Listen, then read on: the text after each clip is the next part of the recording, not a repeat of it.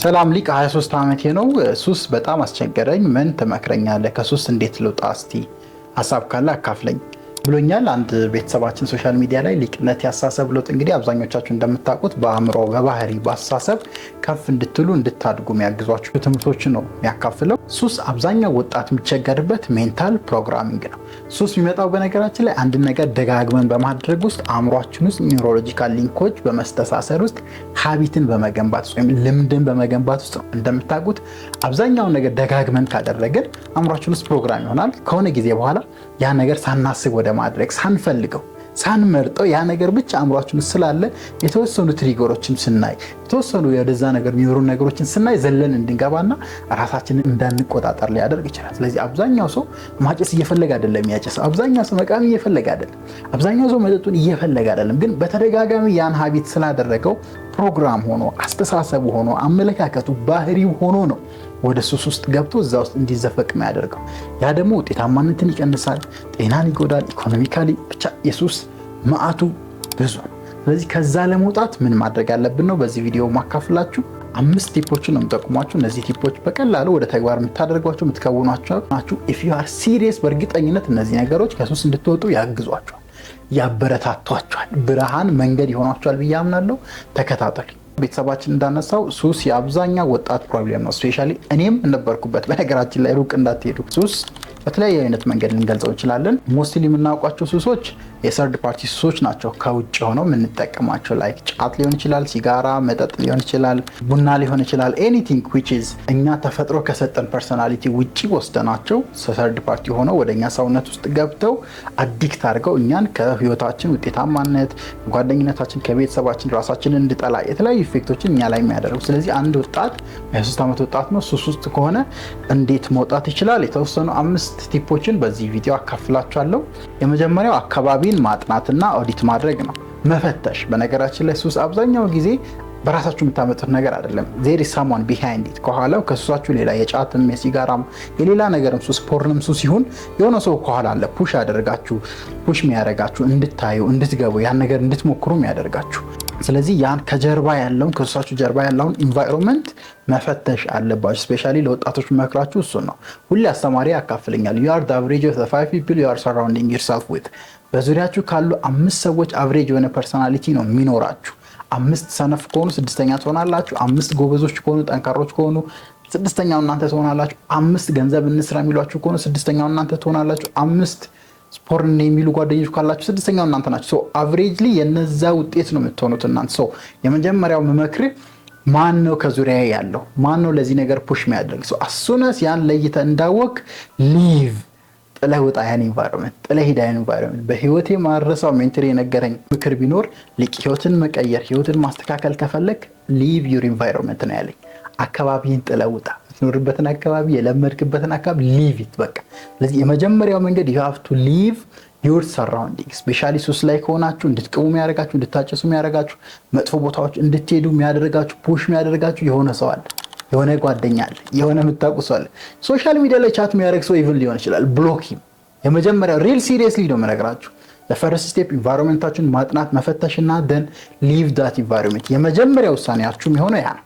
ያን ካደረጋችሁ አንድ ስቴፕ ከሱሳችሁ ትርቃላችሁ። አንድ ስቴፕ ከሱሳችሁ ራቅ ብላችሁ ትሄዳላችሁ። ሌሎች ነገሮችን ነው መፈለግ፣ ሌላ ምን ልስራ ወደሚል ነገር አእምሯችሁ ወደ ማሰብ ወደ ማገናዘብ ያን ኢንቫይሮንመንት ጥሎ መሄድ ቀላል አይደለም። ግን ከወሰናችሁ ከሱስ ለመውጣት ከወሰናችሁ ሊቅ ከሆናችሁ ታደርጉታላችሁ። የመጀመሪያው ሪኮመንድ ማድረግ ያን ነው። ሁለተኛው ሪኮመንድ ማድረግ ለምን የሚለውን ጥያቄ መመለስ ነው። ስፔሻሊ ሱስ የሆነን ክፍተት ነው በህይወታችን የሚሞላው። የሆነ ጋፕ አለ በህይወታችን እንዲሆንልን የምንፈልገው እንዲሳካልን የምንፈልገው ነገር አለ። በዛ መካከልና አሁን ባለንበት ህይወት መካከል ጋፕ ሲኖር አዲክሽን የምትባል ነገር ትገባለች። ስለዚህ ወደ ሱስ ውስጥ ወደዛ አዲክሽን ውስጥ ለምሳሌ ስንት ሰዓት ነው የምትሄደው? ቃምቃም የሚል ስንት ሰዓት ነው? አጭስ የሚል ምን ስትሆን ነው? ምን ስታስብ ነው? ምን አይነት ስትረስ ወደ ህይወት ሲመጣ ነው? ያቺ ነገር ከሌለች በነገራችን ላይ ሱስ አይኖርም። የሆነች ጋፕ አለች መሙላት ያለብን ማስተካከል ያለብን። እሱ ነው አንተን ድራይቭ አድርጎ ወደ ጓደኞች ሄደው ወይም ጓደኞች ሲያስታውስ እንድትቅም ያደርግ እንድታጨስ የሚያደርግ which is a bad habit። ስለዚህ የችን ምክንያት ዋይ የሚለውን መለየት አለብህ። የሆነ ማስተካከል ያለብህ በዛ ምክንያት እየደበረ በዛ ምክንያት እየጨነቀ ነው ሱሱ ያን ነገር ቀለል እንዲያደርግልህ የምትሄድ ያቺ ፔን ምንድነች በህይወት ማስተካከል የምትፈልጋት ማቃናት የምትፈልጋት ግን ስቲል ትሪገር እየሆነች ፑሽ የምታደርግ ፔን ህመም አለች ህይወት ላይ። ያችን ህይወት መለየት ያስፈልጋል። ከመለየትም በተጨማሪ እሷን ለማስተካከል ፕሮሰሶችን ፕላኖችን ማስቀመጥ። ለምሳሌ ቢዝነስ እየሰራህ ቢዝነስ ቀስ እያለ እየከሰረ ከሆነ ያችን ኪሳራ ላለማስታወስ መቃም ትጀምር። ያቺ ኪሳራ ትዝ ሲል ወይም የሆነች መክፈል ያለብህ ገንዘብ ትዝ እያለች ከሆነ የእሷ ጭንቀት የእሷ ስትረስ እንድታጭስ ሊያደርግ ይችላል። ያችን ገንዘብ የምትከፍልባትን መንገድ ፊክስ ማድረግ፣ መበየድ፣ ማስተካከል፣ ፕሮብሌሞችን ፔኖችን በህይወታችን ማስተካከል፣ ወደ ሱስ ፑሽ የሚያደርጉ ነገሮችን ማድረግ ከሱስ የምንወጣበት ምርጡ መፍትሄ ነው። ኢንቫይሮንመንትን ጥላችሁ ሄዳችኋል። ኢንቫይሮንመንታችሁን ጥላችሁ ከሄዳችሁ በኋላ መጀመሪያ ለምን እዛ ውስጥ እንደገባችሁ የሆነ ፔን የሆነ ፕሮብሌም አለ። ያችን ሶልቭ ማድረግ መቻል፣ ያችን ማስተካከል መቻል ሁለተኛው ከሱስ ውስጥ ነፃ የምትወጡበት መንገድ ነው። ሶስተኛ ደረጃ ላይ ከሱስ ውስጥ ለመውጣት ፕሮፌሽናሎችን ኮንሰልት ብታደርግ አሪፍ ነው። ምናልባት ኢትዮጵያውያን እንደዛ አይነት እምነት የለንም። የሆነ ፕሮፌሽናል ሳይኮሎጂ ካውንስለር ጋር ሄደን እንዲህ አይነት ነገሮችን መፍትሄ እናገኛለን ብለን አናስብም። በት there is a solution። በነገራችን ላይ ትንሽዬ ቲፕ ነው ህይወታችንን ዳይቨርት shift ልታደርግ የምችለው። እኔ አንድ ያየኋት ቪዲዮ ነው ሊቅነትን እንድሰራ ህይወቴ በሊቅነት እንድመራ ያደረገች። የሆነች ቲፕ ልታገኝ ይችላል። ካውንስለር የምትላቸውን ሳይኮሎጂካሊ ትምህርቶች የሚሰጡ እንደኔ ሀሳቦች አይዲያዎችን የሚሰጡ ሌላ ትልቅ ነገር ላይ አንችል አይዲያዎችን በሰዓታት ውስጥ በሳምንታት ውስጥ ኮርሶችም ሊሆኑ ይችላሉ። እነዛን መከታተል ሞር ሳፖርት ያደርጓቸዋል። አንዳንዴ በቃ አቆማለሁ ብላችሁ ስለተነሳችሁ ብቻ ሱስ የሚቆም ነገር አይደለም። ኧረ ጨርቅኛው ሲኛሉ ምናምን ስላላችሁ ብቻ የሚቀር ነገር አይደለም። ዊል ፓወራችሁ በዊል ፓወር ብቻ ወይም በእናንተ ውሳኔ ብቻ የሚስተካከል ነገር ላይሆን ይችላል። ሱስ ስፔሻሊ ዲፕ ከሆነ ኢንተርናሊ በጣም እናንተ ጋር የተዋሃደ ነገር ከሆነ ከባድ ነው። ስለዚህ ካውንስለሮችን፣ ሳይኮሎጂካል ቢሄቪየራል ሳይኮሎጂስቶችን ኮንሰልት ማድረግ፣ ማማከር፣ እንደዚህ አይነት ትሬኒንጎች ፕሮግራሞችን መከታተል ከሱስ የምትወጡበት ሶስተኛው ቆንጆ መንገድ ነው። አፕላይ አድርጉት። አራተኛ ላይ ከሱስ እንድትወጣ መፍትሄ ይሆናል ብዬ የማስበው ሪፕሌስ ማድረግ ነው ሱስህን። በጣም ቆንጆ ፕሮግራም ነች። በጣም ቆንጆ ምክር ነች ይችኛው። ስፔሻሊ ሱስ በነገራችን ላይ ኢትስ ሃቢት ሜንታል ፕሮግራም ነው። በድግግሞሽ ውስጥ አንተ ውስጥ በድግግሞሽ አእምሯችን ውስጥ የሚሰራ የሚበለጽግ ነገር ነው። ያን በድግግሞሽ የተሰራ ነገር ማጥፋትና መንቀል ከአእምሯችን ውስጥ አይቻልም። ከባድ ነው። ስፔሻሊ ሜንታሊ አእምሯችን እንዴት እንደሚሰራ ካወቃችሁ የሆነ አክቲቪቲ የሆነ አክሽን በሰጣችሁት ቁጥር ኒውሮሎጂካል ሊንኮች እየሰራ ኒውሮናችን እየጠነከረ ሲሄድ ነው ሀቢት ሆኖ ማናቆምበት። ያን ነገር ካላደረግን የሚከብደን፣ ያን ነገር ካላደረግን የሚደብረን የሚጨንቀን ስቴት ላይ የምንደርሰው። ያን ነገር ብሬክ ማድረግ ያን ኒውሮሎጂካል ጂግ መበጠስ አይቻልም። ማድረግ የሚቻለው ምንድነው? ሪፕሌስ ግን ማድረግ ይቻላል ወይም መተካት። ስለዚህ የሱስ ሰዓትን ለይታ አውጣ። ሱስ የምትጠቀመው ነገር ለይታ አውጣ። ሱስ ያሳያዘህን ነገር ለይታ አውጣ። በምን ብተካው ብለህ ሞር አስብ። ሲሪየስሊ ለመለወጥ ነው የመጣው። ሲሪየስሊ ሱስን ለማስተካከል ነው የመጣው። ይሄን እያየህ ያለው አይደል?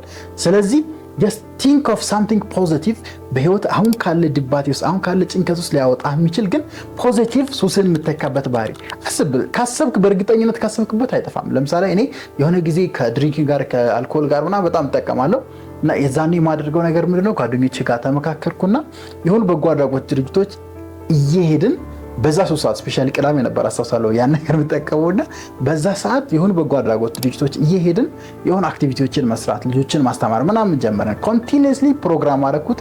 ኦልሞስት ወደ 6 ወር ምናምን ያን ነገር አደረኩ። ይሄ አዲክሽን ምለው ሀቢት ከአልኮል ጋር የተገናኘው ቀስ በቀስ እየጠፋ ሄደ። ኤኒ ኔጌቲቭ ሀቢት ሱስ የምትሉትን ነገር ሪፕሌስ የምታደርጉ አንድ ባህሪ ይኖራል። ኮሜንት ላይ አስቀምጡልኝ፣ እኔ እነግራቸዋለሁ ያን ኔጌቲቭ የሆነ ባህሪ የምታኩበትን ባህሪ። ዲስ ወይ ሪፕሌስ በማድረግ ሱሶችን ማስተካከል ማገገም ትችላለህ ብዬ አስባለሁ።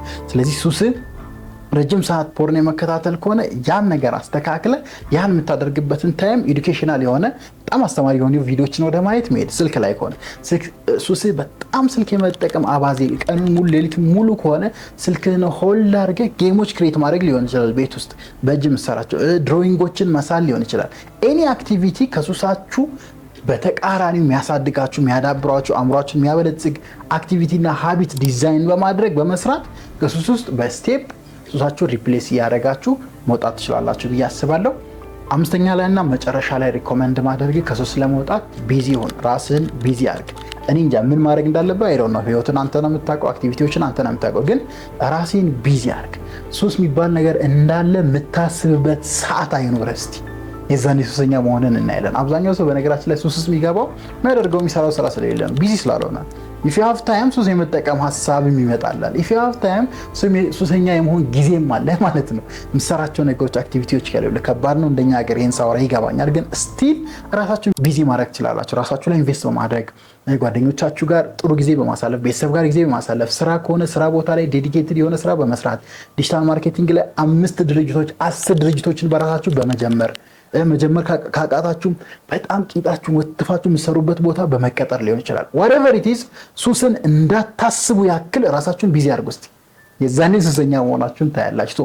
ራስን ቢዚ ማድረግ በስራዎች በመወጠር ያም ማለት ከሱስ ነፃ ለመውጣት ነው። በእናታችሁ ከሱስ ነፃ ለመውጣት ለሱስ ጊዜ እንዳይኖራችሁ ለሱስ እንዳታስቡ የሚያስችል አይነት ቢዚነትን አእምሯችሁ ውስጥ ፕሮግራም ካደረጋችሁ ስኬጁል አውት አድርጋችሁ ህይወታችሁን ከኖራችሁ ሱሳችሁን ማስተካከል ከሱስ ባህሪያችሁ መውጣት ትችላላችሁ። ቀለል ያሉ የሚተገበሩ ስቴፖች ነው ሪኮመንድ ያደረኩ ብዬ አምናለሁ። በቀጣይ ሌሎች ጥያቄዎች ካላችሁም ኮሜንት ላይ አስቀምጡልኝ፣ ቪዲዮ ሰራበታለሁ። ታላቁ ሊቃውንት ሊቅነት ነበርኩኝ። አመሰግናለሁ።